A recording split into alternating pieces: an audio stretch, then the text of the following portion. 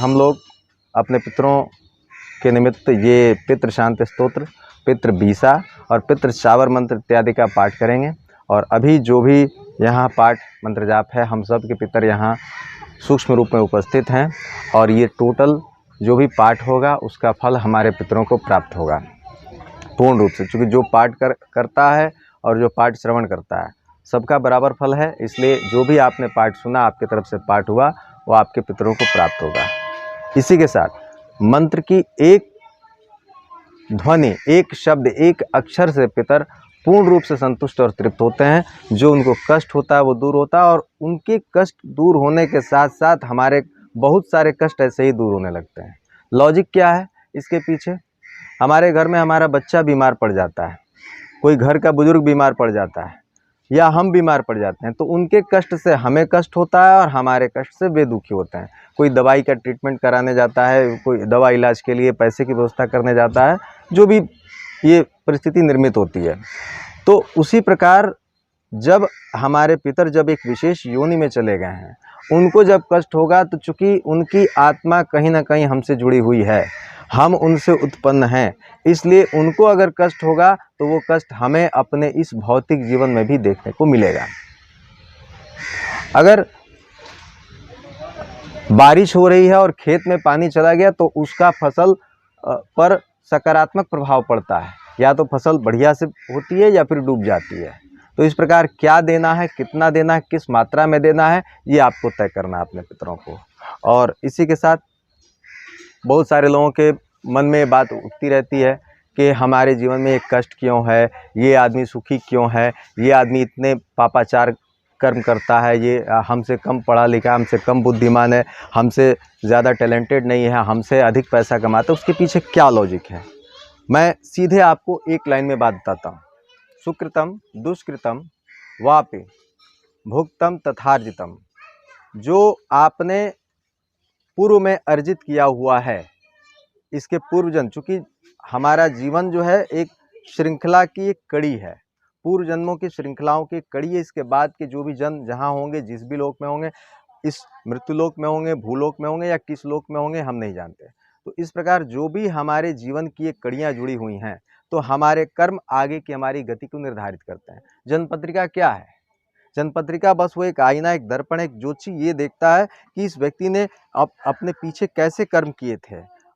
उसी हिसाब से आपकी जन्म पत्रिका में ग्रह उच्च के होते हैं, स्वराशि में होते हैं, मूल त्रिकोण में होते हैं, नीच के होते हैं। ग्रहों का बलाबल इस पर डिपेंड करता है कि आपके पिछले कर्म क्या रहे। ग्रहों की स्थितियां यही तो है, और ग्रह स्थितियों के कारण ही व्यक्ति अपने जीवन में उन्नति कर पाता है।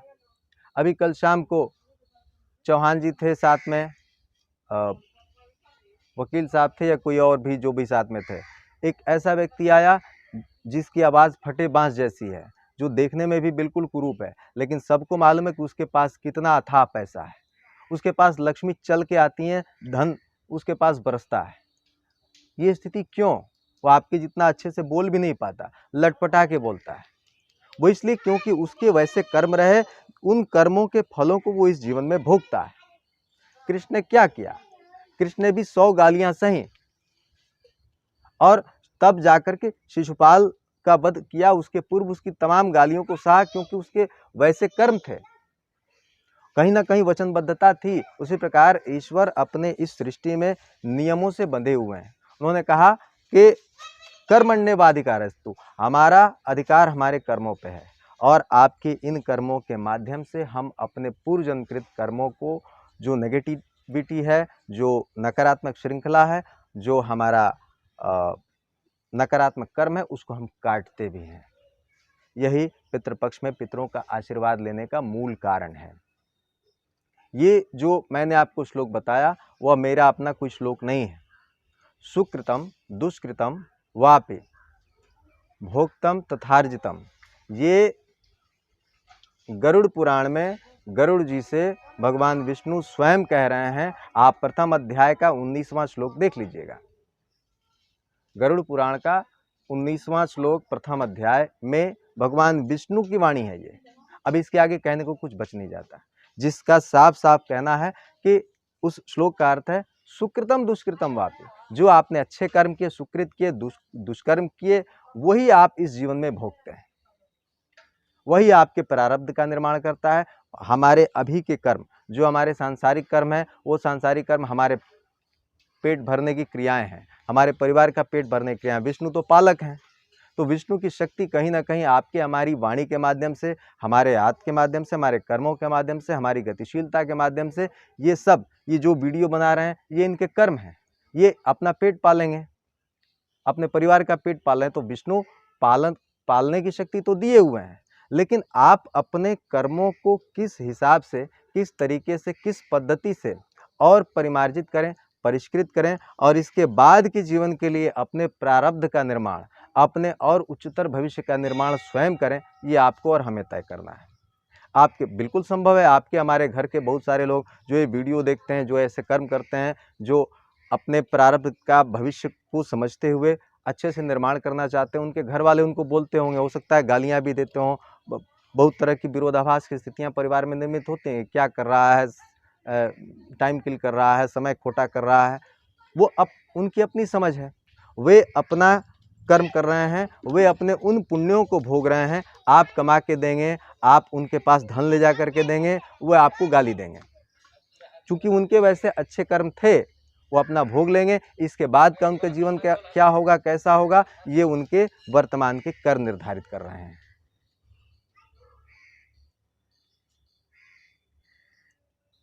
हिरण्यकश्यप और हिरण्याक्ष, ये दोनों तो विष्णु के गण थे, लेकिन इनके कर्मों ने उन्हें अधोगति में ला करके पटक दिया।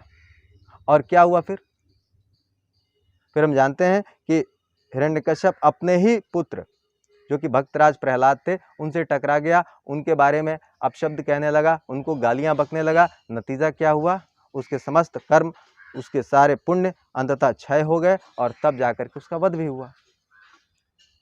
तो कर्मों की गति, इस श्रृंखला को तो हमें समझना पड़ेगा। और पितृपक्ष जैसा पर्व, यह ऐसा पीरियड है जो हमें अपने कर्मों को देखने, सुनने, समझने, प्रारब्ध को समझने और भविष्य को परिष्कृत और परिमार्जित करने का एक सुअवसर देता है।